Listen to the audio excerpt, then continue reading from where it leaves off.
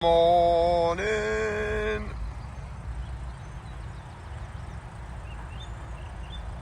and welcome to my daily vlog. It's nice to see the cattle there grazing up early, eating away in the grass. We've got these guys to obviously feed and bed round that are in the yard, and fertiliser spreading. Then, fingers crossed, we've got John Deere coming to show us some fancy tech, so hopefully that comes off. Often things go wrong, but that's the plan for the start of the day. You saying? Ready for your campers, man? Yes. Ash sent me a Max and Paddy inspired Joe Seals picture yesterday. I'll put it in if I can. Then we'll get around here. Ash is opening the gates. It's lovely, it's glorious sunshine today, isn't it? Right, I'm in the DAF. We're going to get this loaded up for my dad. And you can get these cattle tucked. So we're just shifting some cattle around because we're going to muck some out down the bottom. We want a pen empty. Skipping about a bit. We've got the troughs out. We're going to start, I might wash these windows actually, and start mucking out. This blade though needs a new bucket blade on there. It's very much worn. So we're just starting now, and we'll get this trailer filled up. I did wash the windows, you can tell. Going down here. This is the long pen. It's a bit of an absolute nightmare to muck out. It's not very wide. What is it? It's 40 foot wide. And I mean, it's not particularly easy to turn around. When we open the pen up.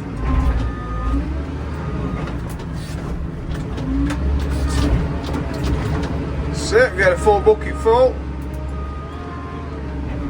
We've got all that to take out, it'll be deep. I've managed to make myself a way in. Ash is going to back. I'm guessing the trailer's coming down now. Tight to that side, Ash. Right, so we've got some barley coming in at the same time, so I'm just going to go and get on the other JCB because it'll have nice clean wheels and push that up. Noah's off, and Ash has just got back in, so he'll get his load filled up. Well, it's going down. Oh, and it sounds like we've got Ash back in. I can hear a little squeak. Yeah. It's fetching it down now. These guys are enjoying themselves in the sun. I've just had my dinner. We're going to go now with Chris the agronomist and check on some of the crops, see what we need to do in the next coming weeks. We're just in the maze looking around here, and we dug some of the seeds up, and it's just holding in there. Must have planted it right way around, Chris. That's it. There it goes, it started. Can you see how springy that is? Yeah. Means that the growth reg's been working. Yeah, well that's what does it, yeah. In with the herbicide and take some of these rape plants out. And then next we're just going to go and have a look at that spring barley. It's probably suffering a bit with the drought. So just looking at the spring barley. And these weird things sticking up over the hedge, over the wood. Do you know what it is? Can you work out? It's fairly dry in here. We think we're going to put some nutrition on and see if that works. Revitalising it. We're back in the yard now, and it's glorious sunshine here. Hopefully, very soon, we've got the guys from John Deere coming to show us a bit of tech. A little bit of farming tech, which we love on the channel. Showing how far farming's come in this modern era and the things that we can do. So yeah, stay tuned for that. Throwing Dan under the bus completely here from Rippon Farm. What are you going to be showing us today, Dan? We're doing a bit of stuff on Op Centre we are, to be fair, so it's all like the telematics for John Deere. We're just going to get your account set up and go through it all. So yeah, we're doing it al fresco outside in the garden in the lovely sunshine. Yeah, He's got nice, his shades, isn't you it? see. Yeah. I need some of them. Are they Ripon Farm Services? They are Oh not. no, the fancy ones, them, aren't they, Dan, eh? Long Swish. time about these. Swish. Currently setting up, if you can see. Hello, everybody. What do they call it? John Deere Link account? Yeah, so it's John Deere Operations Centre, so this is linking us to the Ripon Farm Group, which is your local dealer. Yeah. So just make the link here, and you want to And enable data sharing if you'd like to. there we go, complete the setup. What Dan's told me that I didn't know is that 2 of our tractors have it on. So the 215, which I sort of half knew that it would have that, but the 130's got it as well, Yep. which is a bit older tractor. It is, yeah. So ever since about 2019, John Deere probably made it like mandatory. You've got to have a modem fitted in the cab roof, basically, which gives it access to Op Centre. So Yeah. yeah, pretty much anything 19 onwards, give or take. Yeah, you're about there. So yeah. Ah, so we'll see what we can see about each tractor in a little bit when Dan's worked his magic, his wizardry. Just looking now, we can see that the 6215 is moving, and we could see it was idling for like 15 or 20 seconds. Yeah, that's it, yeah. And then we heard it fire up in the yard over there. Yeah. And then this changes on here, so it's quick, isn't it? Yeah, so then you get the live speed there of 2 kilometres an hour, so it's just trundling around the yard behind us. Yeah, over yeah, there. yeah. I don't know if you can see him there. So we can see there that Noah he was probably tipping the load, and then he must have stopped for something, and then now he's just about to get back onto the road. He's doing 9k. Oh, this is fantastic. There he is, he's off. Off So on his way back. The green lines, basically, they're not from like a position receiver, the dome, that's from the modem, so it's like having your mobile phone, basically. So Yep. the green lines are always perfectly accurate. So if you look on the map and he's in the yard and the tractor's parked in the shed, you'll see the green lines moving around a bit. It's like your phone GPS, it's not exactly Yeah, what yeah, you yeah. think it would be, but if you're looking where they've been, it's more than good enough, basically. Yeah.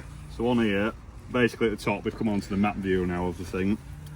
So we've got engine hours up top here, we'll have fuel, and then we've got our blue. Yep. RDA, if we hit that button now, it'll log us into the screen on the tractor. So you'll Right. get a little chime in the tractor and a blue box will come up around the screen. And in a second, this will be a live view of the tractor screen. So the driver will be notified, and there you go, that's a live view of the screen now. So that's what Noah's looking at the minute. Yeah.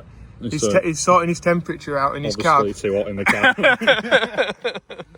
So to end the session, basically, all you do is that, but we use that all the time for backing people up and just talking through on the phone what's going on. Yeah. So we'll scroll down. So basically, yeah, this is the summary of today.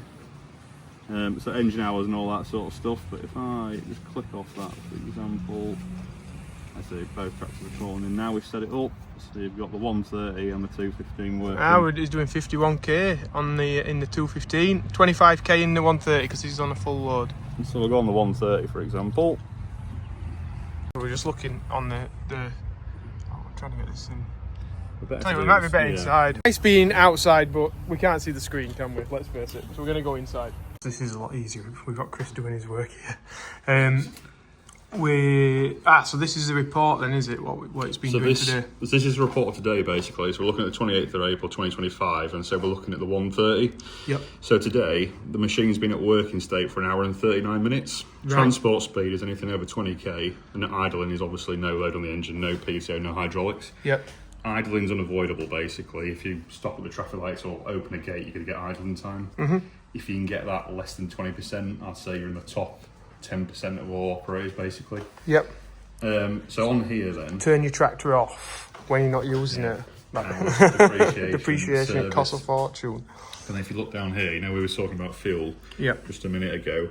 So obviously total at working state today, total at transport and total at idle, and then there's your rates an hour. And obviously you've got the live view here and we've got the little transport symbol on the tractor. Yeah. But we're only looking at today basically. So if you go on here, on this button here, I like to do this one, and you go on the time range, this is where you can select your own time. So say if you're doing a specific job and you want to look at something, or you can like look at the last 7 days or Yep. last 30 days. So what I like to do on some tractors is click that button there.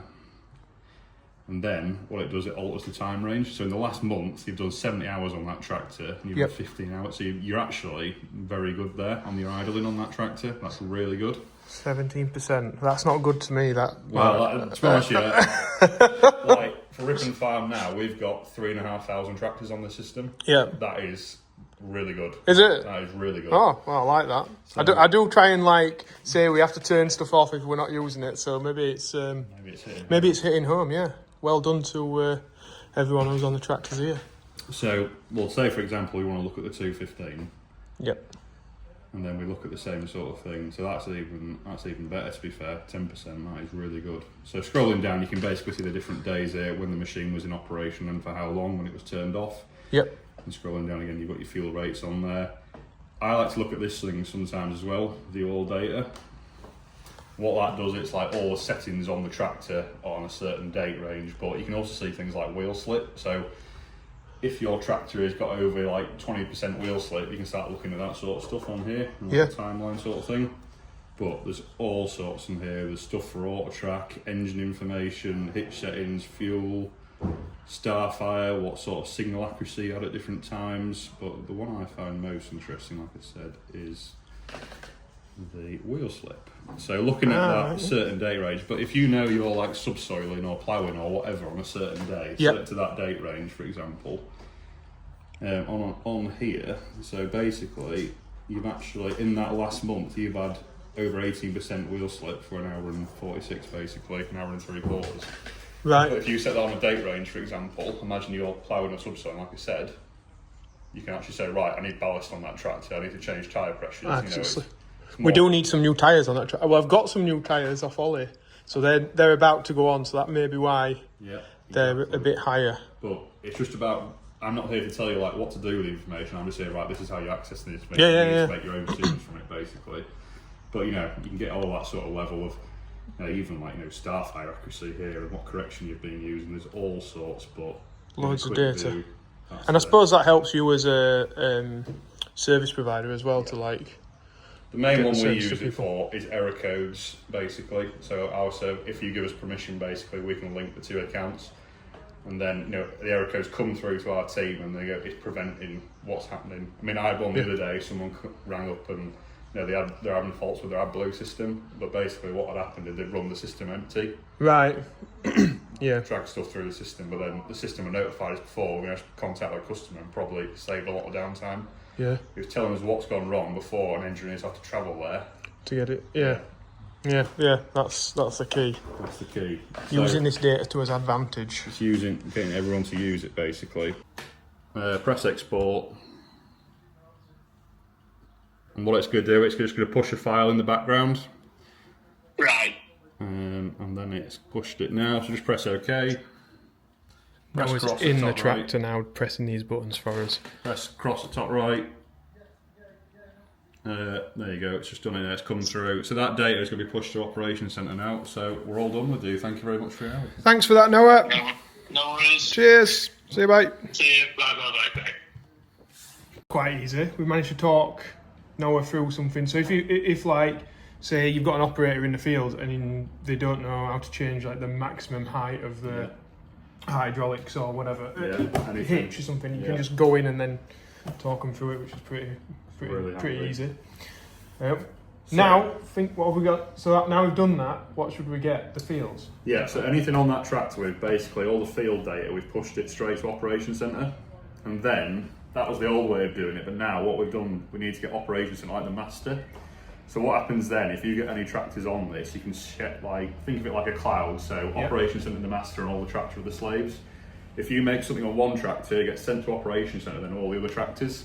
So instead of having to remap a field every time, as soon as you make it on one, the rest of them all get it, and then you can view the data here, and that is the best way to do it. Because it can take so long if you're just like driving around the outside of every field with every single tractor, and then everyone will be a little bit different. Everything wants to be the same. But you do think guidance lines as well, if you've got like two machines power harrying or anything, like your other operator gets the guidance line like that, and it's the exact same, so that's why it works so well. But we've got to basically get that set up correctly to make everything else work, so that's what we've done. Here we go. Dan was just showing us a variable rate, which we'll have a look at in a second, but these are like all the companies that can send a variable rate map to... Yeah, it's more than variable rate, Generator. it's using their system to send data directly to Opsender and Opsending it straight back. It's called an API link. Right. So it's linking the two platforms together, but you might recognise... Oh, because you could see this the sprays and the amount, weren't they, on that previous page? Because I was like, has the operator imported all this information? And I'm thinking it's going to take like a long time, but then you said you can drive into the field and it goes... Yeah, so with auto work detection nowadays, if you plan a job for that field, so we're just using this demo account as a bit of a tester here. So this is coming back, it's a barley growth regulator plus manganese job. Yep. So you've got all your work totals there, your working time, your fuels, target rates and all that sort of stuff here. But if you scroll down, this operator has gone through and set up the tank mix of all the different totals and rates and stuff like that for all the different active products. So that's a good one to notice. That's because that's coloured in different colours. I'm guessing that's different rates in the field. Exactly. So this is quite interesting up here. So these are litres a hectare basically. So 149% of the field was done at 149 litres a hectare. Right. 2% of the field was done at 160. But you see this 8. It's not 8 litres a hectare. It's because it's less than 141. So, but if you look on here on the map, it's your ins and outs basically. It's when the sprayers are getting up to pressure, and that's why you get this differentiation. But what's a good thing to look at, this is just one data layer of that job. So if I click on here, that's my target rate there. So the target rate across the whole field looks like it was 150 litres a hectare. Yep. But when it loads up, this is where you need a bit of strong Wi-Fi. We need good Wi-Fi, yeah. So the whole field was done at a target rate of 150, but there's also this other data layer where you can click on it, scroll down, and it's a quality operation basically. Right. So on here, 70% of the field was done within 1% basically of the target rate. Right. Then you can work it out on different sprays and stuff like that, how accurate that actual job is.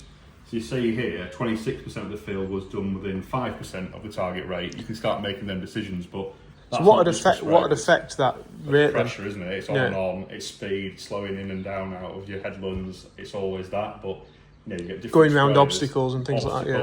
All that. And it's basically showing you how accurate that job actually is to what we think it is.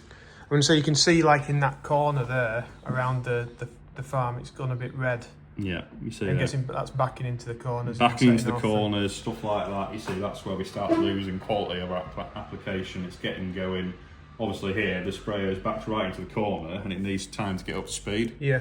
And that is where, that looks like a fairly good job, that, to be fair. But you can see that for all Icebus implements really. So, seeders, planters, fertiliser spinners, all sorts. But, you're getting that level of, detail nowadays. So there you go. Operation quality, 98.57%. Ah, brilliant.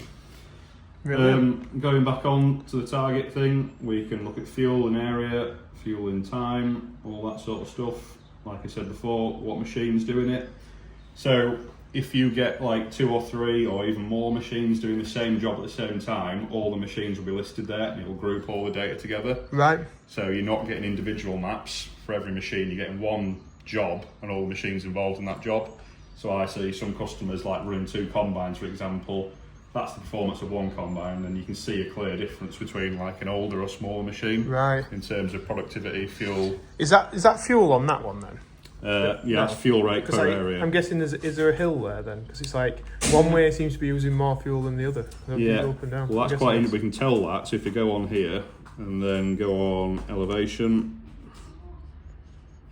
So, like you said, 75 metres up here, and then down to the blue is 51 metres. Yeah, so we can see there's different gradient changes. So, like you say, yeah. But we can't say that, but you've noticed that pretty well, to be fair there. But some people, unless you know that field, you can't make then informed decisions, can you? No. I can't sit there and go, well, it's because of elevation change, or there's a bit of heavy land up there, or whatever it is. You need to know your field. Yes. But like you spotted, it's on a bit of a hill, that field. Detective, that's what it is. But yeah, you get all sorts. So you can see John Deere equipment on here, which is great. What about like other stuff, like if I had a class combine, or if I had you can put it on here. So what you need a JD Link modem, and so basically, like the phone we talked about before, what's giving these 2 internet connectivity. So I've got lots of customers, you know, running Class Combines, Case New Holland, sprayers, forage harvesters, other brands of tractors. If you put a John Deere system on it, or just a modem, if you just want to see position of it, absolutely can do it. We've got one customer that's got it on farm pickup trucks or lorries, so they do a lot of Ps and stuff like that. So he goes on his phone and he can see, right, there are my lorries, I can schedule, I can plan better. Well, that was great looking at that then. The guys are mucking out and you can see which one's in the yard, if the other chap's coming back or not. Like, you can sort of plan from... It is not just John Deere, like, you know, it is for everything. If it's got, you know, a 12-volt system, you can probably do it. So so the JCBs could have it in them. Exactly. We've got Kramers on it, JCB. There's every brand of machine you can think of. Like turf harvesters, another one for like the grass. Yeah. Where they've got it, and we've just done one of them last week. So there's all sorts. All sorts can have it. Brilliant. That's quite a good one actually, because you can draw a virtual boundary. Yeah, virtual boundary basically around the farm, and say like, if it's between this time and this time, send me will it send it to your phone? Or it'll send it to your phone, so it'll come through like a notification, say, oh, my 1:30's turned on a Sunday at 2 o'clock in the morning. What's going on? What's going on, sort of thing. So then you can like start looking into it basically. But yeah, you can do that, absolutely. Yeah, that's I like that. We might draw one around the shed, and then if it comes out of there, we know something's gone wrong, or we're working very, very late. Just looking now, and this is one of the big fields that we've got, and I've obviously at some point put some flags in. I think I'd seen some weeds there or something. But Dan's just showing you can put where the entrance to the field is, so we've just done that now. So then if we've got somebody who doesn't know the field at all, like someone new to the business that doesn't know the way around, so what they'll be able to do basically, they'll have the app on the phone and they go, I don't know how to get there, hit directions, it will Google Maps them to the field entrance. Right, that's great. Yeah, so if I... because sometimes like looking at that, it's like, where do I get in? Do I get in from that factory? Yeah, exactly. So now if you go back to, I can show you this on the map, but you can still do it on the laptop. So where is that field? It's here. Just there, You see it says directions here. It's the same with the attractors, you can get directions, but what it'll do, there you go. So gives us the directions to it. Exact Fantastic. Point we just dropped, and that's how I found my way here today, sort of thing. So handy. Brilliant. but that's how it sort of works. So Dan's just made a variable rate map on one of these fields here. And was this from the fuel usage, did you say? Yeah, so this one's from fuel uses of this job, so we can look at any job. So, you know, tillage jobs, seeding jobs, harvest jobs, we can do it. Then we can do it on like elevation, quality of the previous jobs. We can alter maps, we can draw our own zones, we can do anything with it really. Did you... like the key point that you said that this part was free. Yeah, so that's the thing. All Operation Centre is free. There's no like subscriptions to pay for it or anything. That's good. If you've got the modem in your tractor or other brand of machinery, once you've bought it, that's it. There's no subscription for anything on Op Centre. It's just in. It's done. That is part of the John Deere product, so it works really well for that. That's good. So this map, for example, all I do, I have my varieties from what we talked about earlier. Just some Dawson, for example. I want to do zone 1 at 100 kilos a hectare, and just a simple maths, that at 200 kilos a hectare. Yeah. I'm working 600 kilo bags. I need 4.4 bags basically to do my job. Now I can add in like, you know, second products and stuff like that. All I do is hit save. And say if we didn't have this data because it's a new field, we're going as a contractor or something, and maybe we're going into the customer's kitchen, can you be like, look, we'll draw a bit around this part of the field and we'll put more on? Exactly.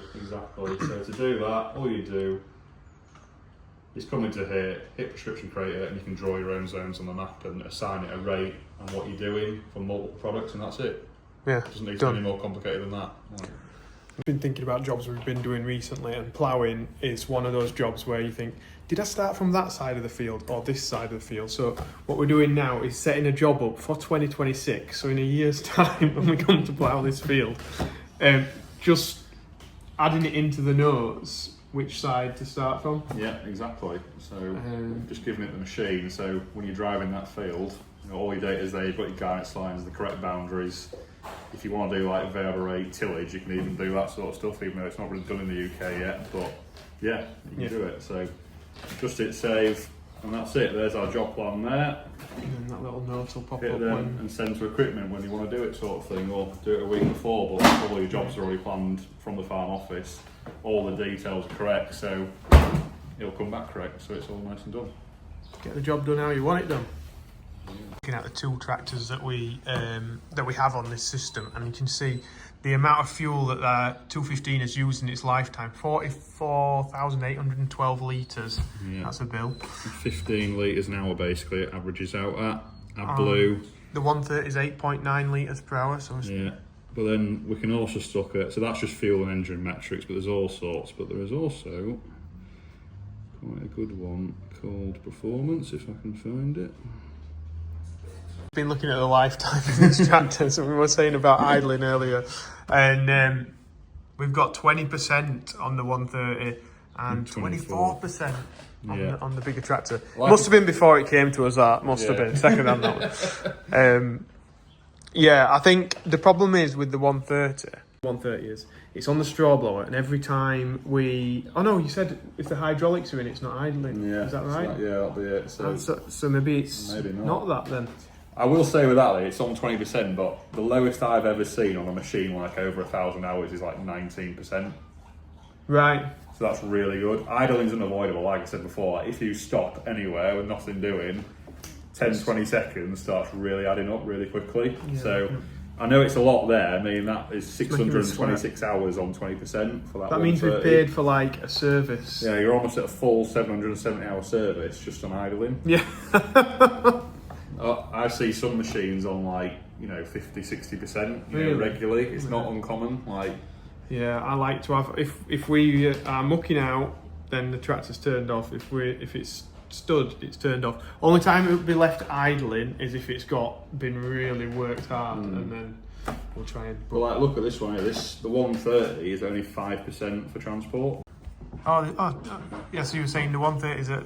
5% basically of its lifetime, 162 hours, is at transport, so that's over 20k. But your 215 is almost 30%, 829 hours. So, but with this technology, you can start breaking down into everything. But what I'd like to do, I like to look at it like a day, because I know what these machines have been doing on that job. So you can look at all sorts. Yeah, I'm going to say the 130 stops most of the time in the yard, and it does one load every day of straw in harvest, and that's it, because it's in the field most of the time, and you can tell that with the tyres are on it. That was a whistle, stop tour around the 2 hour whipples. Yeah. But hopefully we're going to get some data on this and be able to actually see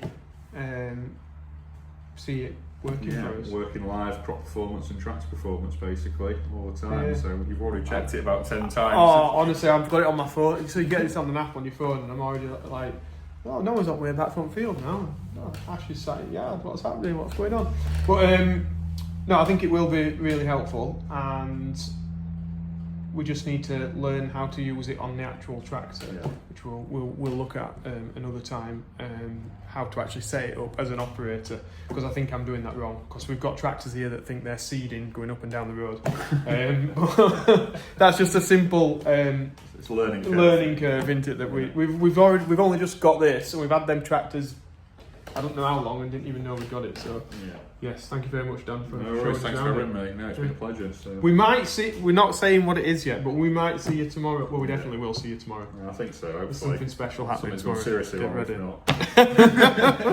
Ben's here. You might have seen him in the kitchen earlier. He's off on the 130, and we're just going to have a quick look at the 215 while Ash is doing a mix down here. So we've just got menu applications, just trying to make everything a bit easier for us. Layout manager. What I always do on the shortcut bars is just move everything along, so I get rid of quick line, because I don't really like that one. I don't like that either. I get rid of them. And what I always try and do on the bottom left here is go applications and then work setup.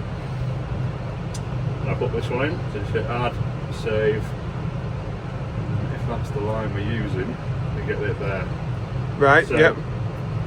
For op center, this is really important. It's a good quick little shortcut. So if you go to setup, your location stuff is already all there. So if you hit the location one, you'll have your 3 closest boundaries to you basically. So grass home's the closest one, hopefully, with a boundary. Yep. So That's then good. We have got it in. Yeah. So you can hit OK quickly, and then that's all your location stuff done, and it comes up saying if there's work found. So if I go on new job for that field, the issue you're having at the minute, you've got the power harrow on according to the tractor. If you look behind me, that is definitely not the a power case. harrow. Definitely not the case. So for op center and data recording, it's really important that we have the correct job on all the time.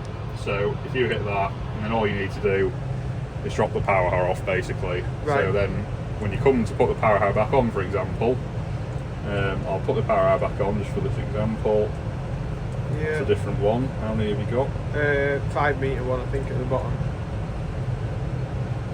Here's the one. So it's come back and found that job, basically. That's what we were doing if I before. go to new work, let's go power harrow. The issue I think you had in, so you're power harrowing, but it thinks you're seeding.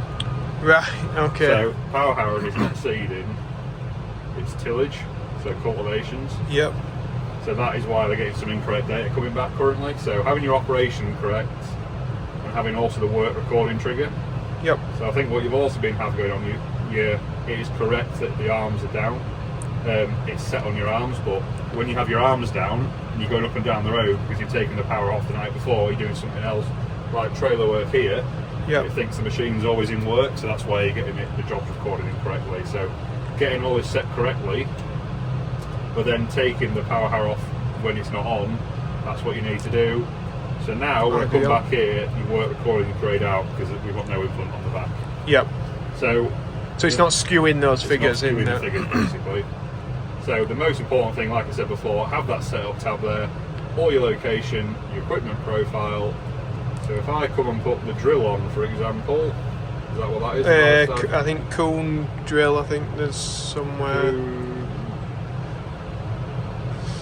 HR, that's 50, that's the one. So now, you see, the Coon drill is actually down as tillage. Okay. Right, so... We got a lot of things wrong here, Dan, is what you're saying. We got a lot of things wrong. Well, right, anyway, we can sort it out. So if I... As you can see, we didn't really know what we were doing here, Dan. It's good to get you in the tractor and sort all this out for us. So now it's down as seeded. So now we can select a crop, what variety and what rate we're doing. Yep. If it was an isobus implement, which is really good, all that'll be already filled out, and then we'll get the options to do variable rate and stuff like that, and the work record is even better because we're actually getting that data back from the implement, not generic data we've typed in here. So that's where isobus really comes into it. So I should have got the Coon isobus one, not the Quantron. But yeah, that is all stuff for op center, your location, your equipment profiles, the season, and then your work summary, and then that's it. And it's just your standard jobs. But in terms of op center, that is it. That's it. Well, I like it. Even if you need to, if you planned a job and it's not come up automatically, work a list, and then is your planned work for that field and that piece of equipment. So it's all there. So as we're doing it now, should we be like location and turn that location off? Because we're in the trailer, or you can't turn location off. That's why you just need to make sure your implement's off. Some Great. people do it for trailer work and they have a generic feel for trailer work, but I don't like to do that. I just like to trailer work. It's just trailer work sort of thing. Yeah. And you get your fuel from the days the machine's been working up and down. Okay, okay. But yeah, other than that, Good. that's set up correctly now, so you won't get that incorrect work recording while we're doing the trailer work now. Brilliant. And if you need to know how to do this, ring Dan. Don't ask me. But no, it seems pretty simple, to be honest. And it is just a phone call, and I guess Ripon can look at the screen of their customers or we can call to the dealer. Yeah, speak to your local dealer or Ripon, and then we can look at the screen for all our customers because we've partnered in with them. We've given us permission to do it, and then other than that, Brilliant. phone call away. Thank you very much, Dan. Thanks for today. Cheers. Thank you very much. Ash is on shoveling this out. I'll give him a hand with the fork. Because as much technology as we've got, Ash, we've still got to shovel troughs out, haven't we? Yeah. Keep them clean. Oh, it isn't shade. That is one positive. So we got that done. Dan's off now. And I feel like I've learnt something today.